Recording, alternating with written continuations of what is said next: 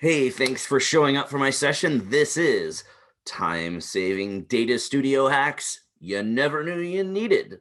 So I am the vice president of Search for Search Lab. And if you guys have been coming to Data Search, you've probably seen me speak before. I've keynoted several times. I've spoken several times. Data Search is my baby. I love Data Search.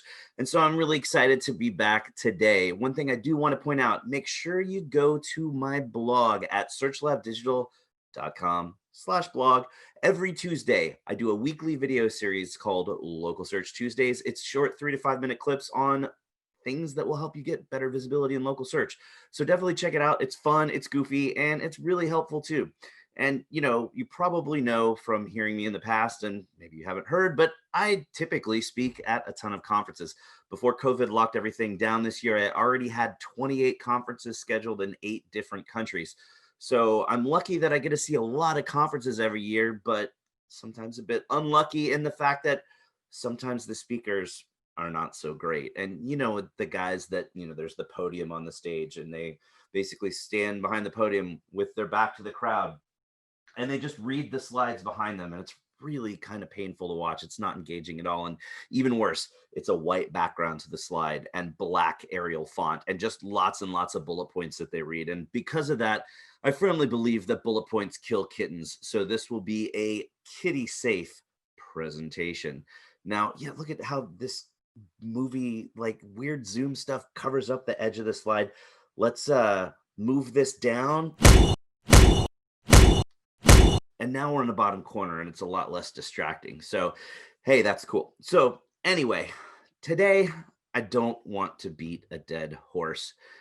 I know that a lot of people talk about how awesome Data Studio is. I don't want to be one of those guys, but I do have to tell you, Data Studio is awesome. It's really awesome. There's some really cool stuff that you can do, and a lot of people really haven't played with it enough to see how amazing it is because it's really confusing. You jump in and the interface is crazy and you're not sure what to do. And you look like Winona here. You're like, God, what this over? I don't, it's really bad. So I'm here today to help you understand how amazing it is and show you some of the things that will make it easier for you to use so that you can create amazing reports for your clients. I don't want you to feel like most people that get into Data Studio where you spend all this time working and you feel like you're doing all this work and you're working so hard, but you don't feel like you're getting anywhere. Don't throw in the towel. I'm here to help. Queen Bee's telling you, don't stop now. I am here to help today. In fact, it's almost like I've got the Konami cheat code for you. All of the time that I've put in to figure these things out, you're not going to have to put in now because I'm giving you the shortcut to understand some of the weirder things that happen in Data Studio so that you can jump past all the learning curve of trying to look up how to do something when there's not really much documentation online.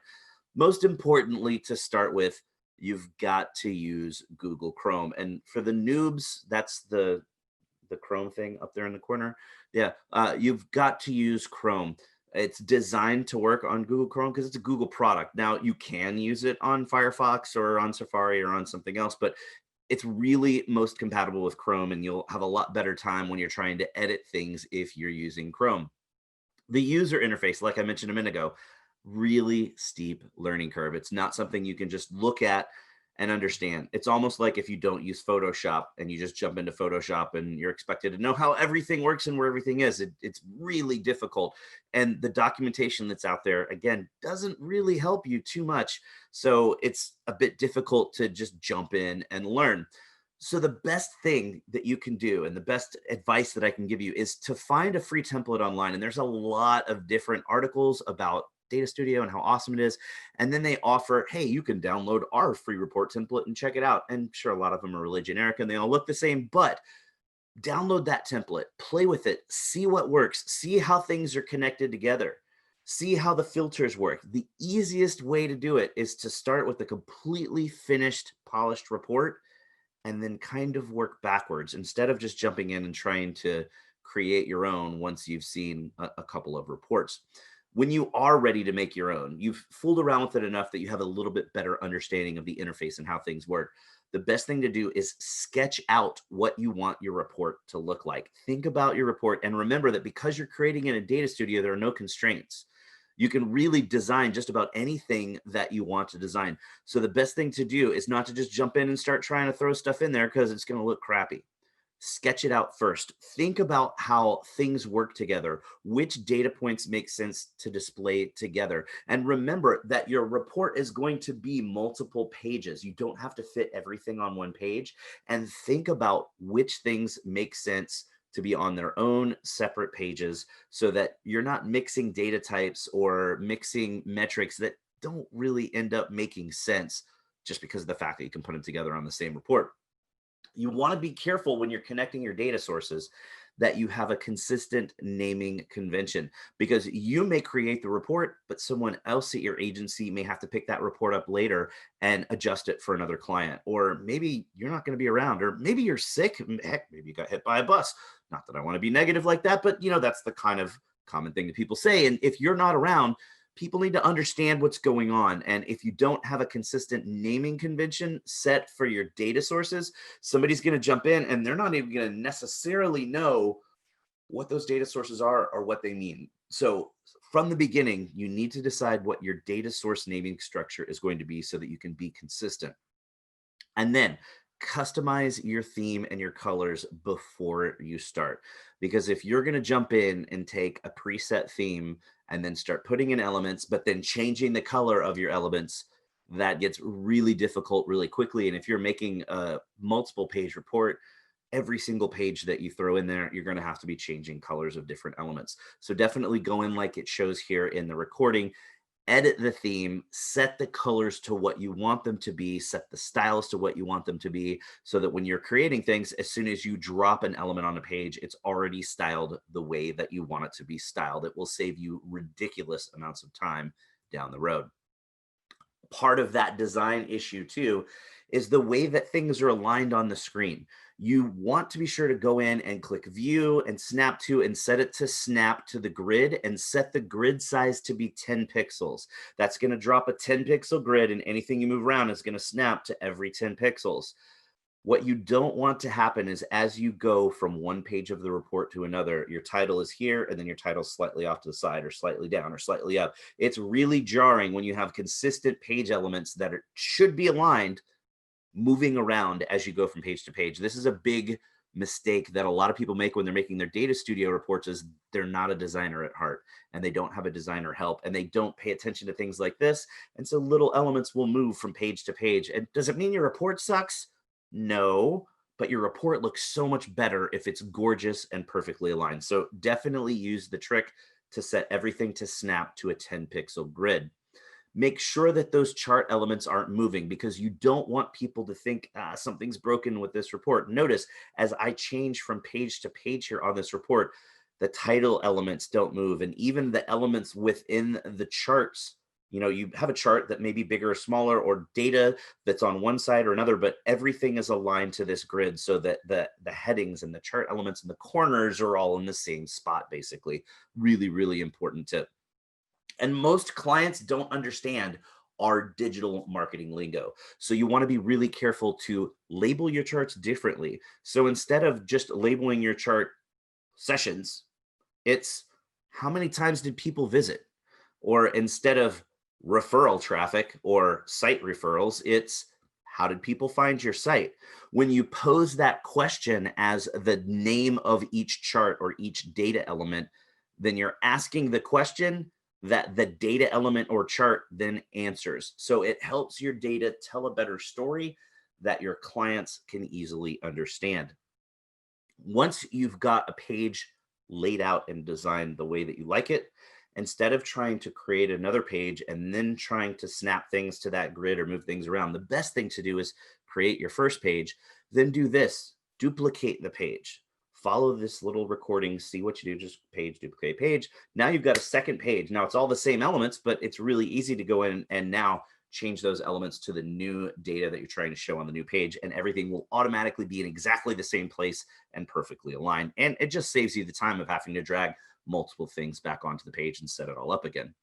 When you create your custom metrics and your filters, you need a good naming convention as well, because you can create these and not even have a name, or you can put a really simple name that maybe you understand. But if somebody has to come edit this report later, if you don't have a great naming convention that really makes sense, they may not understand what's going on and they're not going to know. So, if I've created a custom metric, I don't want to just call it Greg's awesome custom metric. I want to say, here's what this metric is. Or if I'm creating a filter, I don't want to just call it phone. I would call this filter event phone calls, because I'm looking at that click to call event that fires in Google Analytics. So I want to label it event because I'm looking at an event. And then what's the event I'm looking at? I'm looking at phone calls. So I may have multiple event filters depending on whether I'm looking at a chat, a phone call, a form fill, or whatnot. But that way, the naming convention makes sense. So as someone comes into your report and they see those filters, they know exactly what's going on.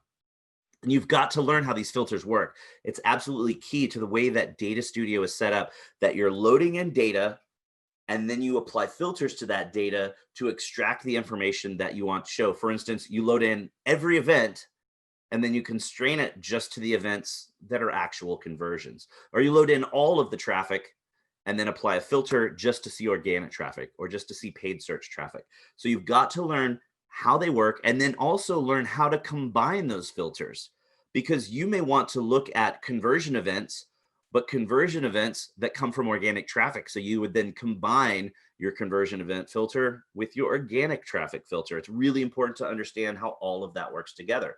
So for here, if I'm displaying organic conversion events, the way that I set that filter up is saying I want to filter for organic traffic and then filter for the events that matter for this client as a conversion event.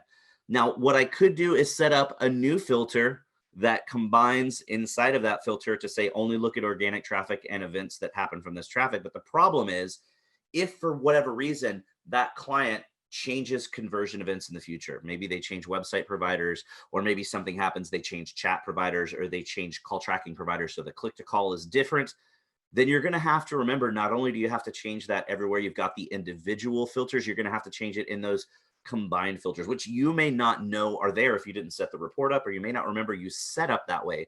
So it's always best practice to use two filters like this instead of creating one super advanced filter, because then it's a lot easier to update things in the future. So that organic traffic filter is just saying, hey, look at the default channel grouping inside of Google Analytics. And if it contains organic, then boom, that's what we want to see. And so then the events filter that we set up for him, we know that when we say client name events, that's the events that matter for conversions for our clients. That's the naming structure we've set up. So then for this particular client, we know that that is an event category that has form in it, an event category that has telephone in it, or an event action that says conversation started, because that's what works for his chat. So we can create one big event that says here are all of his conversion events, or if we wanted to have separate ones, we could put all of those in there and say any of these could apply. Then, like I said, you could create them all in one big complicated filter that says organic and this or this. But once again, if any of this data changes in those conversion events, you're going to have to remember to go back in to that single filter that is the combo with all of the complicated stuff in it and change it. And that can be difficult to remember. So I typically suggest that you stay away from that. Now, when you're working with filters, filters can be applied to individual elements. So you go to apply this filter and it applies to the graph or the chart or the data card or whatever that is on the page. So you go over, you click on this, for instance, chart here, you scroll down under the data side and you get to the point where you can add in the filter. But you can also apply them at a page level. So if you have an entire page on the report that is all related to organic traffic, organic conversions, organic whatnot, instead of having 5 or 6 or even 10 or however many elements you have on the page that you have to go in and apply that organic filter to, you can set everything up on the page and then go up here like this and at the page level apply an organic filter that will then affect every element that applies to that or that appears on that page. And that way, when you set it up like this, you see at the page level, we have a page filter set to constrain everything to just organic traffic on this page. So it makes it a lot easier and faster than having to individually put it on each element. Keep in mind, you can display data from multiple data sources. You can combine AdWords and Google My Business, Google Analytics, and Search Console all on one page of the report and use multiple data sources. But that makes Data Studio run very slowly. So yeah, you don't want to do it. It makes things run really slow when you're trying to load the page, especially if you use this as a dashboarding system that you're showing clients a live view. We'll talk in a minute about how I prefer PDFs, but if you're showing this to clients live, or just even when you're working on it yourself, if you have a lot of data sources connected, it is so slow. It's incredibly painful. So a lot of times you want to avoid multiple data studio or multiple data sources whenever you have the opportunity. And because of that, because of the fact that it can be really slow, and sometimes it can be wonky, sometimes page elements won't load and you'll have to reload a page 3 or 4 times. We prefer, when we're doing our report calls with our clients, to show them a PDF version. It's very easy to just save as PDF and export that PDF so that now everything is perfect and you can just pull it up and it's immediate. You don't have to wait for something to load. You don't have to worry that maybe by the time you get to the 5th page, something didn't load and then you're in trouble. So basically, the PDF version lets you be safer with clients and not jump into a broken report. But if you're going to create a PDF, you've got to make sure you look at every page of the report and make sure that all of the elements are loading and all of your connectors are working before you create the PDF, because otherwise you'll jump into a PDF like this where there was a configuration error or that connector wasn't working. And if you don't check that before you create the report, same thing will happen. Normally in Data Studio, you'd pull up and it'd be broken because it wasn't working. You'd have to refresh or figure out what's broken and fix it. Well, if you create the PDF without fixing it or noticing it, same thing, you'll get in the PDF and you'll have an empty page like this, and it doesn't look great for your clients. You want to make sure you don't give the same generic report to every client that you've got, because Data Studio is very easy to customize.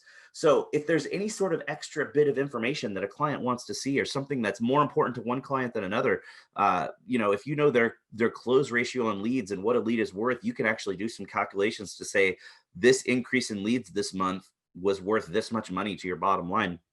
You can customize these things per client. And then it makes you look even cooler because you're not just giving them a generic report that you're shoving down their throat.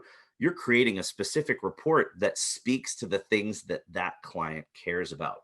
Anything that they ask for, really, you can load in, whether it's through a data connector or you can just use the Google Sheet connector and load in anything. So if they want more information about phone calls than what the call tracking provider provides, but they've got that manually written down, or you could pull it from a call tracking provider if there's a connector, throw that in the report. Like I said, you could calculate lead volume. Any sort of extra information they want, you can throw that in there and give them a more valuable report. So you want to look through the data connectors that are available, and there's a huge list of all the connectors. So search through the list, find the one that feeds in the data that you need to include in the report. And if you don't have a connector that works, like I said, you can just use the connector that connects to Google Sheets. And whether you have some sort of an other system to get that data into the Google Sheet, or whether you have to manually input it, anything that's in a Google Sheet can be imported into Data Studio for free. So it's really killer. And here's a big stumbling block that a lot of people run into. If you've got a chart, say it's a 12-month traffic chart, and you want to show unfiltered data and filtered data on the same report, this would be, I want to show my total traffic and my organic traffic on the same chart. You can't do that, because as soon as you apply a filter to the chart, it affects everything in the chart. So it's difficult to try to figure out what to do that. So what you actually need to do is use 2 charts. You have one base level chart that matches your standard formatting and colors. And then you have another chart, you can see I'm dragging it down here, that's completely transparent and it's just a data layer. So the base chart would be, here's your total traffic. And then the other chart would be, here's your organic traffic, or in this case, total number of calls. And then the one that's being dragged around is organic phone calls. That way you can show filtered and unfiltered data on the same chart.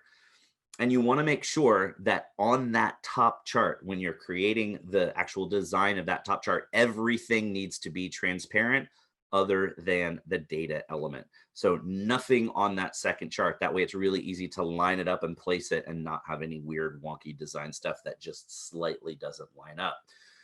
A lot of people like to use the geo chart because you can drop in information and it shows the little bubbles and shows, where searches are coming from, for instance. But that geo chart doesn't always fit the way you want it. You might zoom into a particular area, but then it doesn't really fit on your chart the way that you want it to fit within your grid and your alignment. So here's a cool little hack. Like for us, we wanted to zoom in here on Illinois, but it doesn't fit once we zoom in and make the state as big as we'd like because it sticks out to the edge. So you can just use little masking elements, just create a rectangular shape that matches the color here. The one I'm dragging around is the color of the edge of that chart widget. And then we have the other bigger one that matches the background color of the entire report. You can drag those around and mask those edges out. And that way you can zoom in further on the map and have it look like you want, and not have it be ugly and mess up the rest of your design because it has to be a different size. Another thing that's confusing, you've got the date range picker at the top of your report that changes all of the information throughout the report. But if you have a 12-month window like this, that 12-month window is not tied into that date range filter. So you can't change it and look at historical data, and you can't run it off of that. So when you first jump in, it's very difficult. And you're like, man, I don't even know how to set this up. What do I do here? So what you actually have to do is create the chart to show a rolling 12-month window of whatever that metric is, whether it's traffic or leads, based off of the current date. So if we're looking at it today, it's going to say, okay, based off of the date today, we're looking at the previous month. So for this chart here, it would be if I was making this in March, it would say, since current date is March, the previous month is February, we take February and then 12 months before February. So that way, every time you're giving your monthly report, you're looking at it the month after that data has happened. So these will automatically show the last 12 months of data. So that's another thing that's kind of confusing. If you haven't played around a lot, that will save you a ton of time. We like to use these pre-service baselines because it helps clients understand where they were and where they've gone and the value and the ROI of your service over time. Again, it helps your reports tell a better story with the data. So what we do is when we onboard a client, for each metric that we're looking at, we're going to go to Google Analytics and look at that number for the last 12 months, and then we average it to account for seasonality. So we calculate that average, and then we go into that graph, and then on the style side of the interface, you can click down, add what's called a reference line. It adds it as that horizontal line, and that's the baseline. So they have that comparison of here's where we were before we started working with you. And this is what's happened over time. It's really cool. Clients love it. You want to make sure that you don't use the label that is included with that widget, though. You can use a label for that reference line, but you don't have as much control over styling. So we don't like to use that. So just unclick show label so that no label is included with that line. And then you're going to go in and just use a text field, drop a text field in that labels that line. The one thing that gets a little wonky with that is over time, if your graph axis changes, because for instance here, traffic has gone up, which is going to make the axis change. So the month before, that baseline was higher in the chart. Now this month it's been moved down because the axis has changed, but that text field isn't going to move along with the line because it's not the label that's attached to that line. So you just want to make sure you check any place that you've got these inserted in your reports every month before you create your PDF. Make sure that that label is actually you drag it down and align it with the line before you create the PDF so that it doesn't look like this where it's just not aligned correctly. You got to figure out really soon how to use calculated fields. Calculated fields are awesome. You can do really cool things. You can combine all sorts of metrics and do amazing things that you couldn't do in other reports. So learn them as soon as you can. And when you add them in, you want to add them at the data source level. If you go in and create a calculated field just on a page in the report, it just exists for that chart or that element. If you add it at the data source level, like this recording is showing you to do, then that custom metric that you've calculated is available throughout the entire report. So you can use it multiple times on multiple pages. And you could do some really awesome shiznit. You can combine metrics. So let's say we're taking goal 3 completions and goal 4 completions together. So maybe it's chats and forms together into one metric. Or you could calculate progress to a goal. If you know that you're trying to get to 10,000 sessions a month, then you take current month sessions divided by 10,000, and that's going to give you your progress towards the goal. Or conversion rate from goal funnel. So you look at the number of goal completions based on how many people started down that conversion path. And that gives you a percentage there. Or like I mentioned earlier, maybe a dollar value. If you know that a lead, a form fill is worth $100 to that client, then you can say, hey, the dollar value is goal 5 completions times $100. It's really cool the things that you can do. You can even make your URLs clickable, because in the report, if it's showing a list of URLs, they're not clickable. But you can use the concatenate function to combine the host name and then the landing page URL, and that gives you a full URL that is then clickable both in the Data Studio live version or in the PDF. So that's a cool little hack as well. There's a lot of different functions that you can use. I obviously don't have time. I'm about to run out of time, but you can check out all of the functions. I created a shortened bit.ly link so you don't have to type in the big long Google link. It's bit.ly/data-studio-functions. It lists them all out like this. It shows you the type, what the function is, what the function does, and the actual syntax for that function. So definitely check that out when you start getting more advanced in your Data Studio reports. Couple of cool features to finish up here. Things that aren't necessarily super necessary, but they're really cool features and they'll still save you some time. I mentioned at the beginning how important it was to set your colors and everything before you start working. There's a new feature that got added several months back that you can actually extract your color theme from any image that's in the report. So if you want everything to match your logo, then when you first start out, just drop your logo in the report and then click on it and extract your color theme from that image. And boom, it's going to create a color theme based off the colors in your logo. Makes it really easy, especially if you don't already have specific color values that are in your company style guide. Another cool feature, they've added in smart guides. Smart guides, you can see as you're dragging elements around on the page, you've got those little smart guides that will appear to show you if things are lined up. This is if you're not really using the snap feature to snap to different areas or snap to the grid.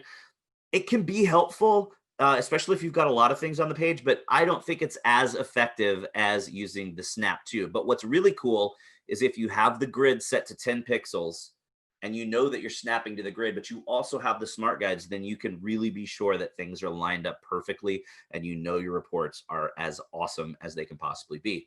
Another cool thing, you can upload files to these reports. So if you have a feature like this, where you've got an animated GIF, that animated GIF can then update over time to show you the expansion of your rankings if you're using a map tracking feature like this. But any kind of an animated GIF, even if it's just kind of a jokey GIF that you throw in there, you can throw that in your report and it's included in the report and it works. Makes your reports even more engaging. Obviously, it doesn't work on the PDF version, but it's really cool if you're using that live dashboard view. Another cool thing that I've never heard anybody else talk about is adding a video explainer link. Again, you can drag an image in. So this little, question with the play button is just an image that you drag onto your report. But that would be then something that you could link to a YouTube video that you have set to private so it doesn't show up for searches that explains, hey, look, for this one specifically, we're talking about Google My Business, discovery searches versus direct searches. And you can explain the difference between those type of search impressions so that if that customer and client is looking at this report later and not on the phone with you, and they're confused or they don't remember how something works or what something means, they can click the video explainer link and boom, it explains exactly what everything is about for that particular chart element. So it's really easy to do. Just drop that image on the page. And then when you click on the image, you've got the image properties that appear to the right, and you could just add a link in. It's super, super easy. So I figured the easiest thing for you guys is to start by using our report. So I'm sharing our customer reports with you. If you go to bit.ly/searchlab-ds-template, you can see our report, see our base report, make a copy of it, go over and play with it yourself, see everything that you want to do. One thing you need to know is for the review reporting that we do at the end of our report, we actually load those in from Google Sheets. So you will need a copy of this Google Sheet as well. So it's bit.ly/searchlab-ds-sheet. So download that as well. One thing that you want to know is connectors that you will need for this report are all free except for the Supermetrics connector that we use for Google My Business. So to use our report as is, if you don't want to change anything and just copy it and throw your logo on it, you're welcome to, but you'll need the free Google Analytics connector, the free Google Sheet connector, our Google Sheet there because that's what's connected to use and what the report's looking for. And then you'll need the Supermetrics Google My Business connector. There are other Google My Business connectors that you could use, but if you're going to use those, you're going to have to switch out the data connector at the report level to make that work. One note too about our Google Sheet. For some reason, the year month metric doesn't load correctly. So when you load in that data and you have that connection set up, you have to go to the data source and edit it and set it to year and month. You'll see here in this recording what I mean. Otherwise, it loads in as text and it breaks it. So just go in and fix this. Now, I know that was a lot. I went through it pretty quickly. That was a fire hose of information. So hopefully nobody's brain exploded because I hit them with so much. But now, if you use all of this information, you're going to have amazing reports that your clients will absolutely love. And you know what? It's a fact. Data studio reports are simply better. Like Ron says, it's science. So thanks for listening to me today. I appreciate the fact that you guys showed up to check out what I had to say. But now it's time for me to say goodbye. So bye. Thanks for showing up. I'll see you again next year. That was Data Studio Hacks, time-saving hacks that you never knew you needed. There's my Twitter account. Follow me if you would like to see me live tweeting all the conferences and getting some up-to-date Twitter information. Also, there's my email address. If you have any questions, email me. I'm happy to answer any questions you have. Thank you.